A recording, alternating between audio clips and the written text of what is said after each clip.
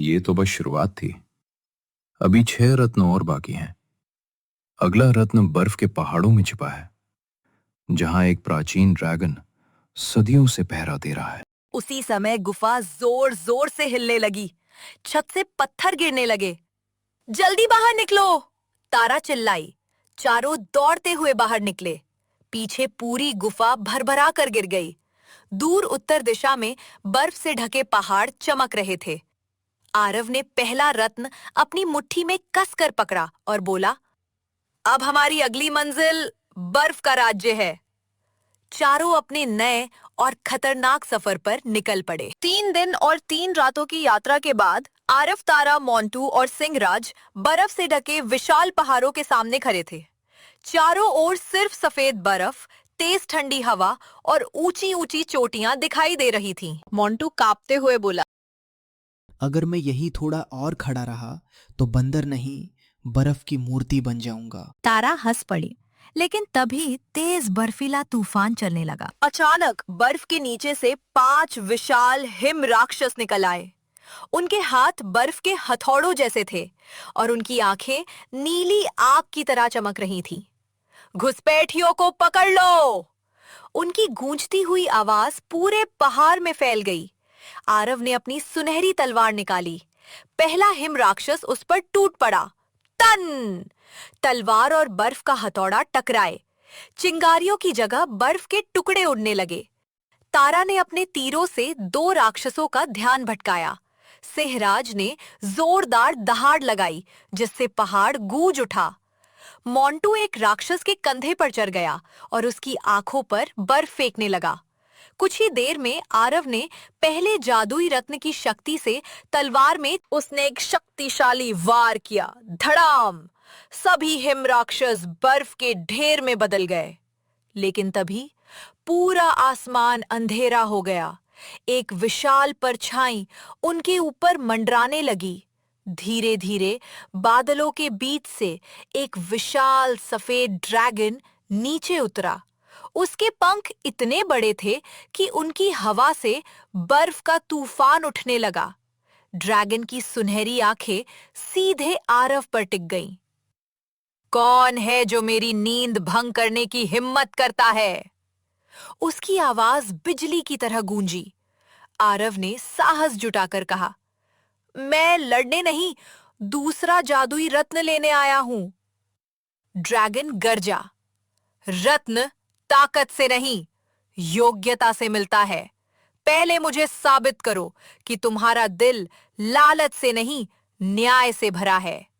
इतना कहकर उसने आग नहीं बल्कि चमकती हुई बर्फ की सांस छोड़ी। कुछ ही पलों में आरव और उसके साथी बर्फ की दीवारों से घिर गए। उनके सामने एक नई परीक्षा शुरू होने वाली थी और दूर पहाड़। आरव ने आंखें बंद की और कहा, ये सच नहीं, ये सिर्फ एक भ्रम है। जैसे ही उसने ये कहा, पूरा दृश्य टूटकर बर्फ के टुकड़ों में बदल गया। अब झील पर एक सुनहरा रास्ता अपने आप बन गया। आरव धीरे धीरे चलता हुआ द्वीप तक पहुंचा। उसने दूसरा जादुई रत्न उठा लिया। अचानक दोनों रत्न हवा में चमकने लगे। उनकी रोशनी मिलकर एक नया नक्शा बनाने लगी। उस नक्शे में अगली मंजिल दिखाई दी, अग्नि पर्वत, जहां तीसरा जादुई रत्न छिपा था। सफेद ड्रैगन मुस्कुराया, तुमने परीक्षा पास कर ली राजकुमार। आज से मैं तुम्हारा शत्रु नहीं, तुम्हारा साथी हूं। ड्रैगन ने अपने विशाल पंख फैलाए। मेरी पीठ पर बैठो, अग्नि पर्वत तक पैदल पहुंचने में महीनों लगेंगे। चारों उसकी पीठ पर बैठ गए। ड्रैगन आसमान में उड़ गया, लेकिन बादलों के पीछे कालकेतु अपने काले जादू से एक विशाल अग्नि दानव को जगा चुका था। दानव की आंखें खुली, उसने दहाड़ लगाई और पूरा ज्वालामुखी फटने लगा। कालकेतु मुस्कुराया, आओ राजकुमार, देखते हैं आग तुम्हें बचाती है या निगल जाती है। ड्रैगन तेजी से अग्नि पर्वत की ओर उड़ रहा था। उसे नहीं पता था कि अब तक की सबसे खतरनाक लड़ाई उनका इंतजार कर रही है। पहाड़ की चोटी पर काले धुएं में छिपा दुष्ट जादूगर कालकेतु सब कुछ देख रहा था। वो मुस्कुराया और बोला, बहुत अच्छा, उन्हें दूसरा रत्न लेने दो, फिर मैं एक ही बार में 7 रत्न छीन लूंगा। उसे अभी तक कोई नहीं देख पाया था। बर्फ की दीवारें चारों ओर से ऊंची होती जा रही थी। ठंडी हवाएं किसी तलवार की धार की तरह चेहरे को चीर रही थीं। आरव ने अपनी सुनहरी तलवार उठाई और दीवार पर वार करने ही वाला था कि सफेद ड्रैगन की गूंजती आवाज सुनाई दी। रुको! जो हर समस्या का हल ताकत से खोजता है, वो कभी सच्चा राजा नहीं बन सकता। आरव ने तलवार नीचे कर दी। ड्रैगन की विशाल आंखें चमक उठीं। पहली परीक्षा तुमने पास कर ली। अचानक बर्फ की दीवारें अपने आप गायब हो गईं। अब चारों एक विशाल बर्फीली झील के किनारे खड़े थे। झील का पानी शीशे की तरह साफ था। उसके बीचों बीच एक छोटा सा द्वीप था जहां नीली रोशनी में दूसरा जादुई रत्न चमक रहा था। ड्रैगन बोला, रत्न तक पहुंचो, लेकिन याद रखना, इस झील पर हर गलत कदम तुम्हारे सबसे बड़े डर को सच बना देगा। सबसे पहले मोंटू आगे बढ़ा। जैसे ही उसने बर्फ पर पैर रखा, उसके सामने सैकड़ों विशाल मकड़ियां दिखाई देने लगीं। आ! वो डरकर पीछे भाग आया। तारा आगे बढ़ी। उसके सामने ऐसा भ्रम पैदा हुआ जैसे उसके माता-पिता उसे छोड़कर जा रहे हों। उसकी आंखों में आंसू आ गए। सिंहराज के सामने वो दिन दिखाई दिया जब वो अपने पुराने राजा की रक्षा नहीं कर पाया था। अब बारी आरव की थी। जैसे ही उसने पहला कदम रखा, उसके सामने उसकी दादी दिखाई दी। वे कालकेतु की कैद में थी। कालकेतु हंस रहा था। अगर रत्न चाहिए तो अपनी दादी को हमेशा के लिए भूल जाओ। आरव का दिल कांप उठा, लेकिन उसे सिंहराज की बात याद आई।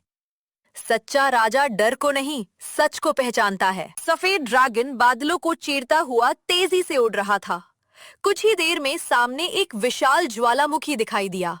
उसके अंदर से लाल लाल लावा बह रहा था और आसमान काले धुएं से भर चुका था।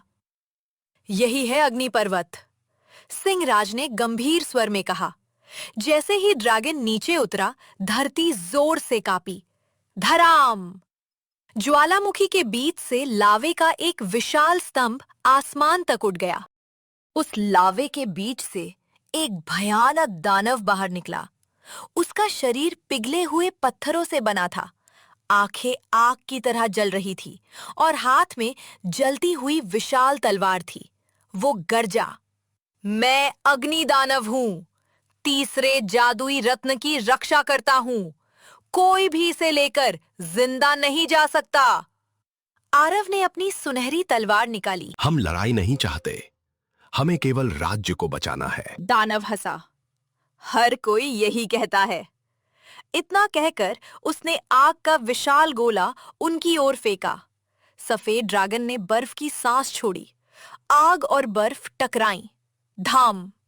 भाप का घना बादल पूरे पहाड़ पर छा गया। मोंटू चिल्लाया, मुझे तो कुछ दिखाई ही नहीं दे रहा। तारा ने आवाज सुनकर एक तीर छोड़ा।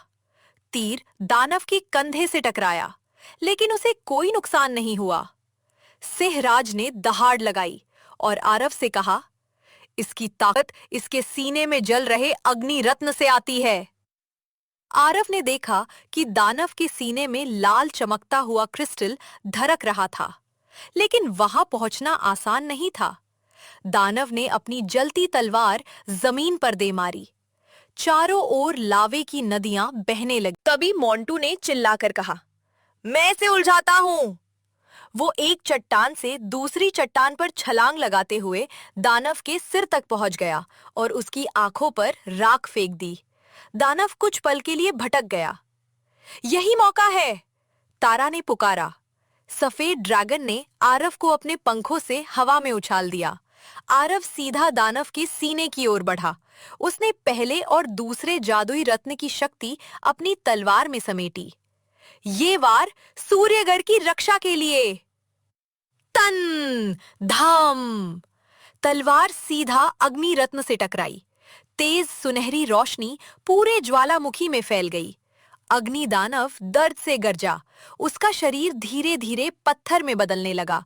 कुछ ही क्षणों में वो राख बनकर हवा में बिखर गया। जहां दानव खड़ा था, वहीं से तीसरा जादुई रत्न बाहर निकला। उसका रंग लाल था और वो आग की तरह चमक रहा था। जैसे ही आरव ने उसे हाथ में लिया, तीनों रत्न एक साथ चमक उठे। अचानक ज्वालामुखी के अंदर एक गुप्त दरवाजा खुल गया। दरवाजे के भीतर एक प्राचीन शिलालेख था। उस पर लिखा था, सातों रत्न पाने से पहले तुम्हें एक गद्दार का सामना करना होगा। वो तुम्हारे सबसे करीब होगा। सब एक दूसरे का चेहरा देखने लगे।